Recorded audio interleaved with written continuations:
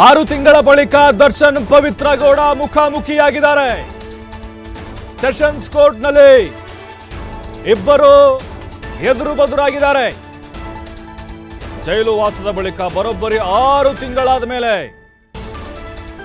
ದರ್ಶನ್ ಹಾಗೆ ಪವಿತ್ರ ಕೋರ್ಟ್ ಒಳಗಡೆ ಎದುರಾಬದುರ ಮುಖಾಮುಖಿ ಕಾಣಿಸಿಕೊಂಡಿದ್ದಾರೆ.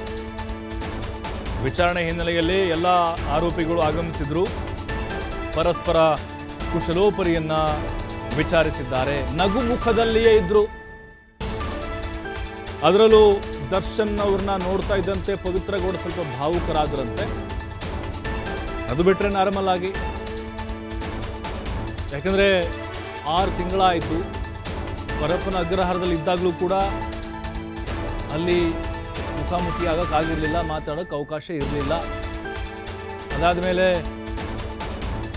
ಬಳ್ಳಾರಿ ಜೈಲಿಗೆ ಶಿಫ್ಟ್ ಮಾಡಿದ್ರು ದರ್ಶನ್ ಅವ್ರನ್ನ. ಹಾಗಾಗಿ ಪವಿತ್ರ ಗೌಡ ಮತ್ತು ದರ್ಶನ್ ಅಂತರ ಇತ್ತು. ಅದಾದ ಮೇಲೆ ಮಧ್ಯಂತರ ಜಾಮೀನು ಮೇಲೆ ಇವರು ಆಚೆ ಬಂದರು. ಅವರು ಒಳಗಡೆ ಇದ್ದರು. ಅದಾದಮೇಲೆ ರೆಗ್ಯುಲರ್ ಬೇಲು. ಸಿಕ್ಕ ಮೇಲೇ ವಿಜಯಲಕ್ಷ್ಮಿಯವ್ರ ಮನೆಗೆ ದರ್ಶನ್ ಅವರು ಹೋದರು. ಹಾಗಾಗಿನೇ ಬಹಳ ದಿನಗಳ ನಂತರ ಸೆಷನ್ಸ್ ಕೋರ್ಟ್ನಲ್ಲಿ ಇಬ್ಬರೂ ಪರಸ್ಪರ ಮುಖಾಮುಖಿಯಾಗಿ ಕುಶಲೋಪರಿಯನ್ನು ವಿಚಾರಿಸಿದ್ದಾರಂತೆ.